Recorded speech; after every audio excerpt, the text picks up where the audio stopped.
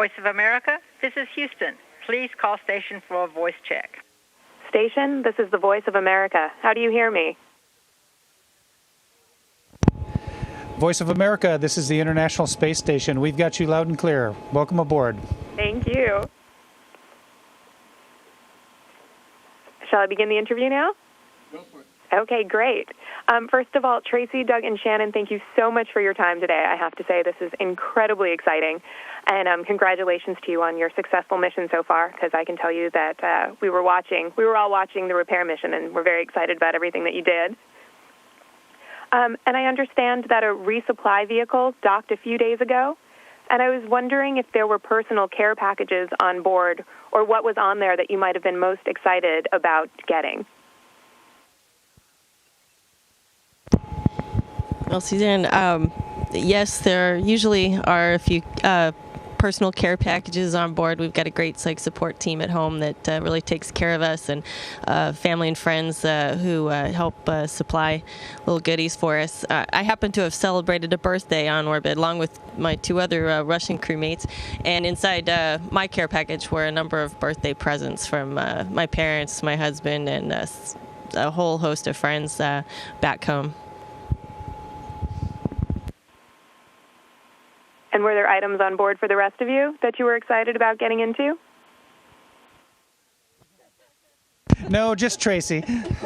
No, just kidding. Actually, the most exciting thing for me, Suzanne, was the right on the very top as you open the hatch, there are fresh fruits and vegetables that are in there that we have gone months without being able to smell the smell of a fresh apple or something, and so that was very exciting. It was just really a joy to have those fresh fruits and vegetables on board. What was the first one you bit into? A nice juicy apple, and it was wonderful. So that brings me to a topic that our audience is really interested in, including a lot of our Facebook fans. And they're wondering about the logistics of day-to-day life on the ISS. And they're curious about how is it possible, how do you eat in zero gravity, and how do you sleep in zero gravity?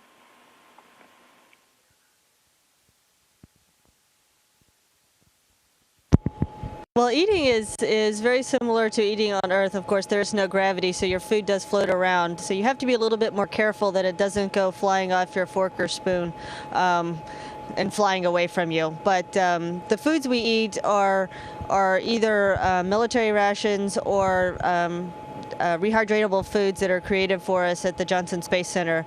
So they're pretty tasty and pretty good, but you do have to make sure that you sort of keep everything contained so it doesn't leave you while you're trying to consume it. As far as sleeping goes, we have sleeping bags that we sleep in, and they are positioned in our little quarters. We have our own little areas that we call our own that we can sleep in. And my sleeping bag is affixed to a wall, and I climb inside and sort of float around in the sleeping bag at night while I'm sleeping. Is it affixed on two sides, or can your sleeping bag almost fold up like a Murphy's bed and then knock you into the side?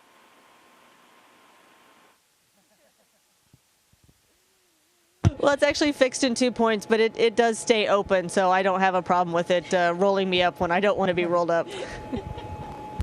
And I'm curious about how you adapt to living in such a confined space, though I have to say I was surprised when I read in Shannon's blog that you can actually get lost in the ISS, and at times it's confusing because you guys actually see things, sometimes you're upside down when you encounter them.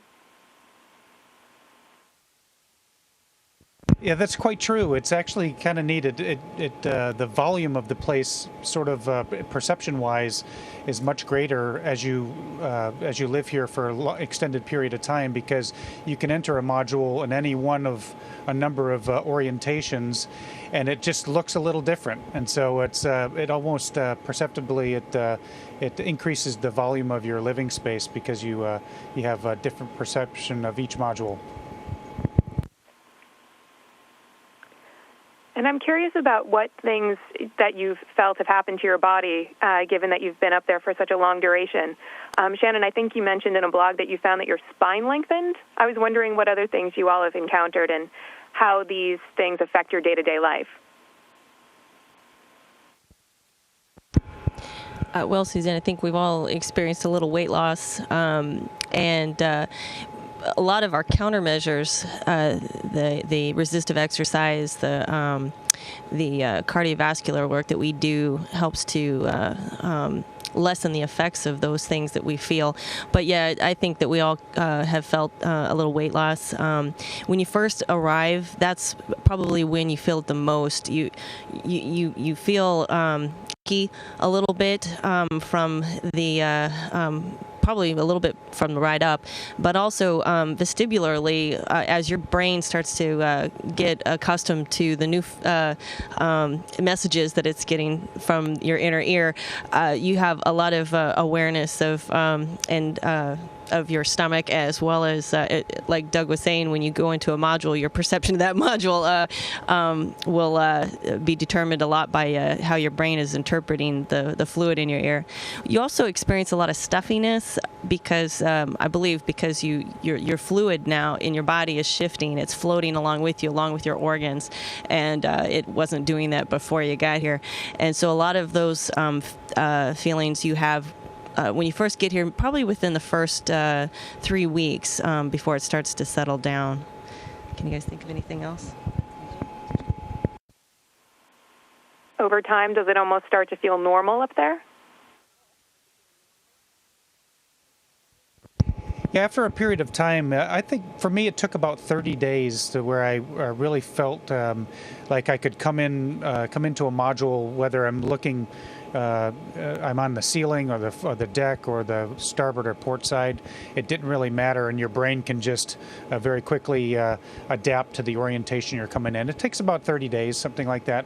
And after that period of time, then you begin to wonder about, boy, what's it going to be like when I get back under gravity and get back home, and I can't do this I can't crawl on the ceiling in my home, and so we tend to be thinking about those things. Now Tracy and her crew are coming back to the Earth next week, and I know that they begin to think about those things and how gravity will begin to affect them next week. Well, I'm curious as to what are some of the most amazing things that you've seen up there from space, and what do you think you're going to miss the most about it once you come back down to Earth for the two of you that are coming back down next week?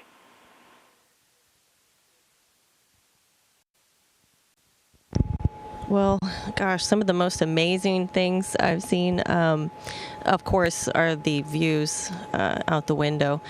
And where our cupola window is in its infancy here on board the space station, so we get to enjoy that view. Some of us, we are one of the first crews, not the first, but one of the first crews to get to enjoy that view. And I can't tell you how miraculous it is to get. The view of the Earth engulfs you when you're inside that cupola, and to get that view anytime, and to be here for the duration that we are, to be able to look at that view just about any time we want to, is one of the most gracious gifts we've been given up here. So I'd have to say that is one of the most fantastic things about being here. And what was the other question? What are you going to miss? Oh, what am I going to miss? That is what I'm going to miss a lot. I'm going to miss that view a lot, and I think that especially when the sun goes down and the view doesn't get any less spectacular, that's for sure. It's actually kind of magical, and some of our great photographers here on orbit have captured views of the aurora. I wish we could get a view of the Milky Way, because it's astonishing from here. And then just the sun rising and setting, and the way it looks on this planet makes it look like the most peaceful thing you've ever seen. Okay, well, that's all my time, and I just wanted to thank you again so much and to wish you the best of luck for the rest of your mission and for your arrival back down here to Earth. Well, thank you so much for joining us aboard the International Space Station, and all our best wishes to all the listeners and viewers of Voice of America. Station, this is Houston ACR. That concludes the Voice of America portion of the event. Please stand by for a voice check from ABC News. Station, this is ABC News. How do you hear me? ABC News, this is the International Space Station. Welcome aboard. We hear you loud and clear. Well, this morning we had the advantage of seeing that spectacular video of those hurricanes swirling around in the Atlantic. And one mission for the space station is Earth observations. Would you guys give me each an impression of what you've seen while you've been up there, of the hurricanes and other events on Earth that have stuck out in your mind?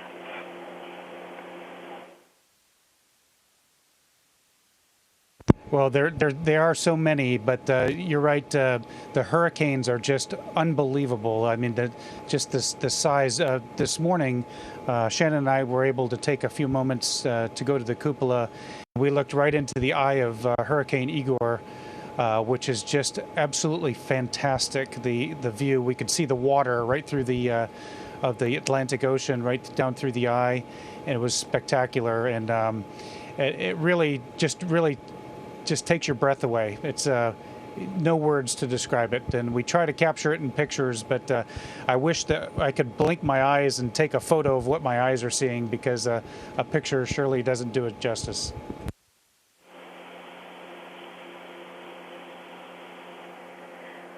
Shannon, Tracy, do you have anything to add to that? Well, of course, the hurricanes are spectacular, and I think one of the things that always impresses me is the impacts humans have on the Earth. When we fly over, we can see all the cities, especially at night with all the city lights, and you can see where people are everywhere. And then you can also see things like fires burning and other things going on. So that always impresses me, to see how we're affecting our planet. Now, And Gina, some of the most amazing things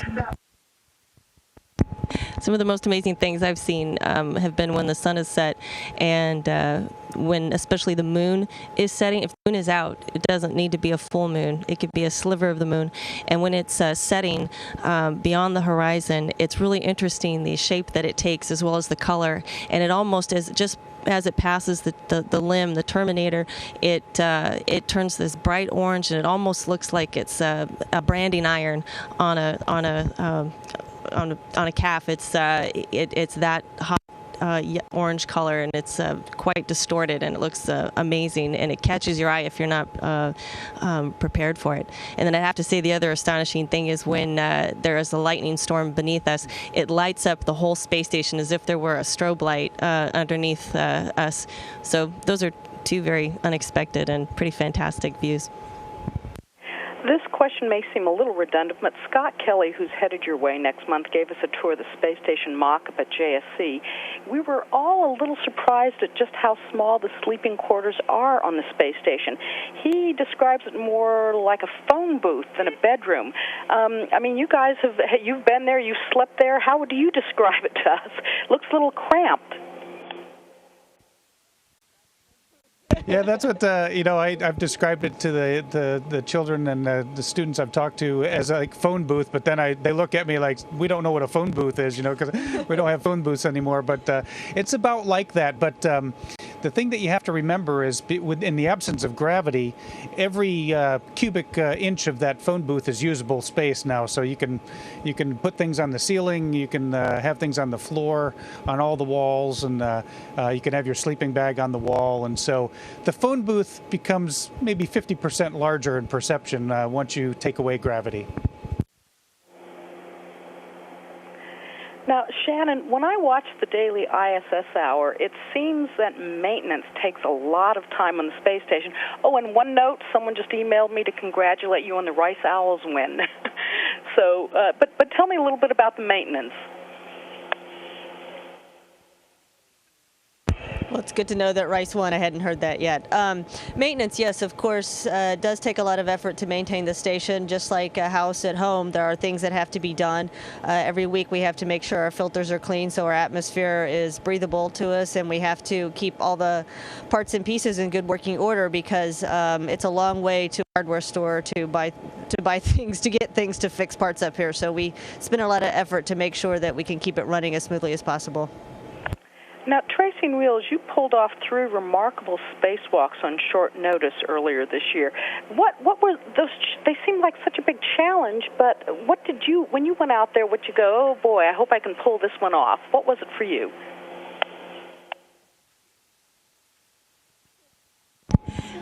Oh, yeah, you bet. That was definitely a thought.